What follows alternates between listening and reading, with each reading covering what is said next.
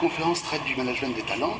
Il se trouve que depuis 1976, je suis spécialisé dans le domaine des ressources humaines, en faisant du conseil en recrutement, de la formation, de la haut placement des besoins de compétences. Et la notion de compétences, de potentiel de talent tourne autour de mon activité. Et comme le dernier livre que j'ai écrit concerne le recrutement des talents, ma présence, je pense, est la bienvenue. Je crois que de plus en plus, on s'aperçoit que ce qui différencie les entreprises, ce ne sont pas tellement les produits, qui sont de plus en plus comparables, ni le côté financier, tout le monde peut avoir de l'argent, des capitaux. Ce qui différencie les entreprises, ce sont les hommes. Et la manière dont on les gère, dont on les anime, dont on fait prendre conscience que 1 plus 1 égale 3. Donc c'est le chef d'entreprise qui arrive à cette formule magique que 1 plus 1 égale 3, qui pourra faire la différence.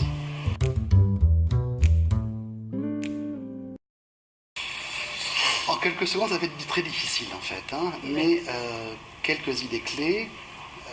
Le recrutement n'est pas un problème de candidat.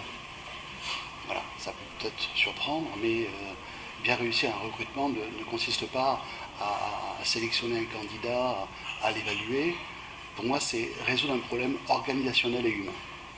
Donc le chef d'entreprise qui résout d'abord son problème organisationnel et humain, qui sait comment accueillir cette nouvelle personne, qui sait comment aider cette personne à réussir, pourra tout gagner.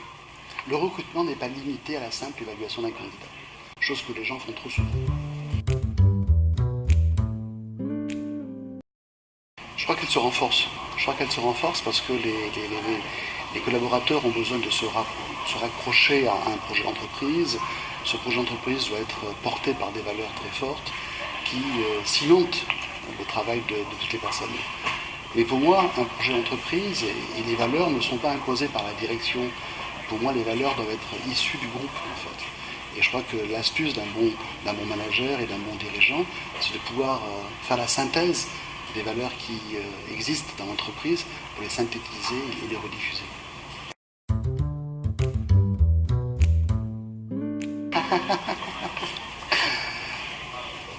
Très souvent, le chef d'entreprise, quand il évoque le recrutement d'un commercial, imagine toujours un profil.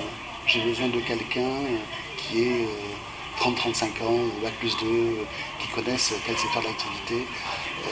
Mais très souvent, il n'a pas besoin d'un homme ou d'une femme.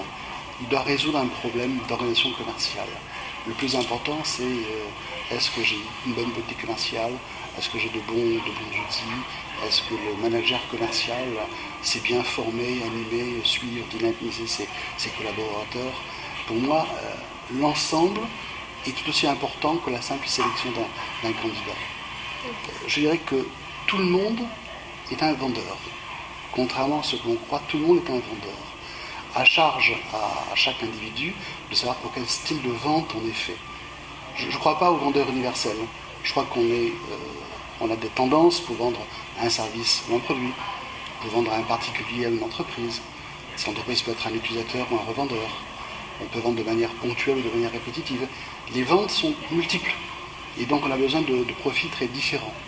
Donc, moi je dis qu'un homme politique c'est un vendeur, qu'un médecin c'est un vendeur, qu'un avocat c'est un vendeur. Nous sommes tous des vendeurs. Encore faut-il savoir pour quel type de vente on est fait.